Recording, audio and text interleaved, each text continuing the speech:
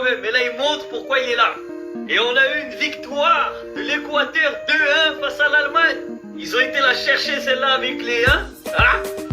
Ils ont été la chercher au courage, au forceps. Ils y ont mis les tripes. À la fin du match, carrément, c'était émouvant. Tu voyais tout le staff, les supporters, ils pleuraient, les joueurs et tout.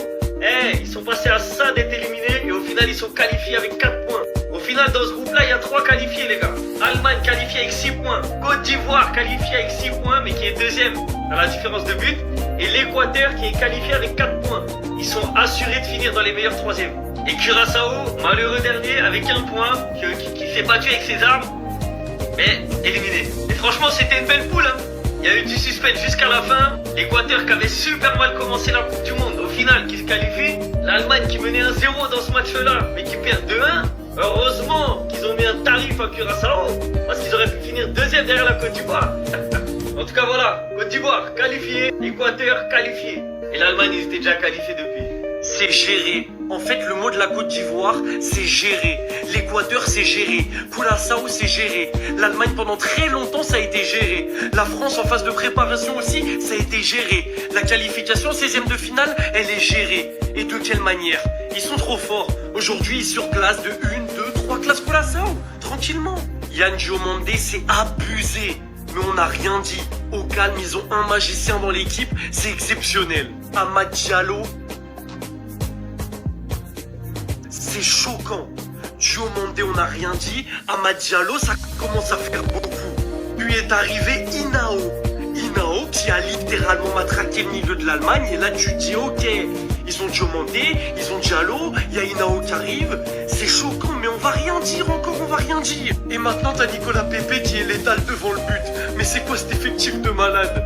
C'est quoi cet effectif de fou? Diomandé, Diallo, Pepe, Inao, ils vont s'arrêter quand? L'effectif, il est exceptionnel. De toute façon, après le match contre l'Allemagne, je vous ai dit, ce sera grand minimum 8e de finale. Ils vont faire un pet de parcours parce qu'ils jouent trop bien au foot. Bravo à la Côte d'Ivoire, qualification amplement méritée, premier ex-aequo avec l'Allemagne. Tu te fais avoir sur le goal average particulier. Et quand tu dis que c'est un but à la 93e de Undav qui t'enlève la première place, tu te dis que t'as pas à rougir. T'as été monstrueux dans ce groupe. C'est même pas que t'as été loin d'être ridicule, c'est que t'as été monstrueux.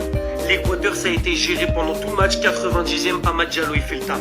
L'Allemagne, ça a été géré pendant tout le match. Tu prends une défaite qui n'est pas du tout méritée. Curaçao, aujourd'hui, c'est géré pendant tout le match. Et tu vas faire ta deuxième place très tranquillement. Donc maintenant, j'ai envie de voir contre qui la Côte d'Ivoire vont tomber en 16e. Mais j'aimerais pas les prendre en 16e, j'aimerais pas. Le football est fier de vous.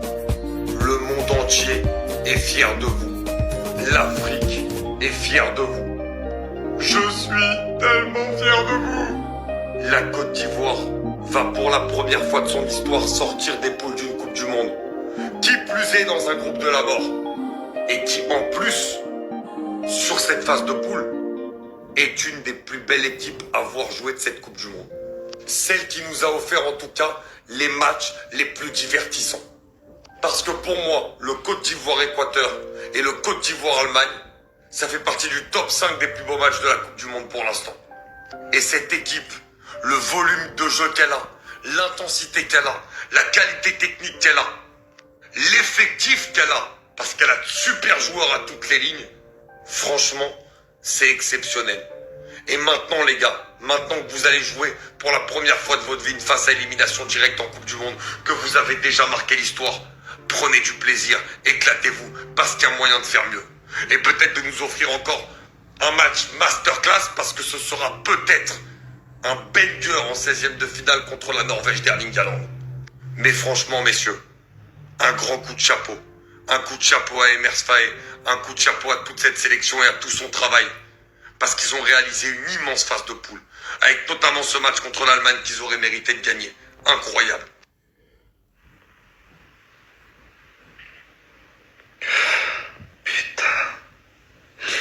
Putain les gars, j'ai mal les gars. Les gars, commencez pas à vous exciter. Là, c'était face au Curaçao. C'est normal que vous gagniez ce match-là quand même les gars. Un peu de dignité, vous allez pas vous exciter pour ce match-là. Surtout que ce qui est intéressant quand même dans votre poule, Et je tiens vraiment à vous le rappeler, vous avez terminé en deuxième position. Vous dites c'est très bien. On n'a pas terminé en tant que meilleur troisième, nous au moins on a terminé en deuxième position. Mais le plus dur arrive pour vous. Bah ouais les gars, je vais vous expliquer. Là, c'est-à-dire que vous allez jouer contre le deuxième du groupe I. Et vous allez tous me demander, Abdé, c'est qui le deuxième du groupe I? Je vais vous expliquer. Le groupe I est juste derrière moi. Composé de l'équipe de France, de la Norvège et du Sénégal. Le Sénégal ne pouvant plus être deuxième ni premier, parce qu'ils se sont fait battre par la Norvège et l'équipe de France, il fait qu'il y aurait une confrontation entre la Norvège et l'équipe de France. La Norvège termine en deuxième position, donc ça veut dire que la Côte d'Ivoire va jouer face à la Norvège. Le scénario le plus agréable et le plus pimenté, bah, ce serait que l'équipe de France termine en deuxième position. On verra enfin si Attiéké est meilleur que le bœuf bourguignon. Comme vous dites, moi je préfère le bœuf bourguignon. Voilà, je dis que l'Attiéké c'est surcoté la famille. En vrai, félicitations les Ivoiriens, c'est mérité. C'est mérité, mais vous n'allez pas gagner le mondial. Vous allez jamais remporter le mondial. Voilà, ici il n'y a pas 3 étoiles. Vous n'avez pas d'étoiles, parce que vous n'avez pas gagné le Coupe du Monde, dans le bien. Eh Nico Pépé, s'il te plaît. Ouais. Ok. Bah ouais. Je crois, il les a finis. On lui a dit finis-les. Il les a finis. Curaçao, ils étaient au fond. Voilà, Côte d'Ivoire, il fallait qu'ils fassent le taf. Il fallait qu'ils gagnent. Ils l'ont fait. Sur 2 buts. Victoire 2-0. Mais sur 2 buts de qui? Sur 2 buts de qui? Diomandé? Non. Nicolas Pépé. Eh oui les gars, le boss, le patron. En fait, la saison qui fait, que ce soit en club ou que ce soit là avec la Côte d'Ivoire, chaque fois qu'on le voit en fait. Qu'est-ce que je vous dise? 31 ans. 31 ans. J'ai l'impression de revoir le Nicolas Pépé à son prime. Il est trop fort. On revoit Nicolas Pépé, mais genre un top niveau. Ça fait longtemps en fait, il est comme ça. Il peut tout faire, il peut faire les différences, il peut marquer, C'est Nicolas Pépé.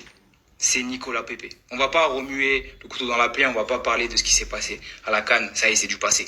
Faut aller de l'avant. Et il est là. Coupe du Monde 2026, Nicolas Pépé est dans le groupe de la Côte d'Ivoire. Et c'est la chose la plus importante. Et il faut qu'il joue, il faut qu'il ait des minutes.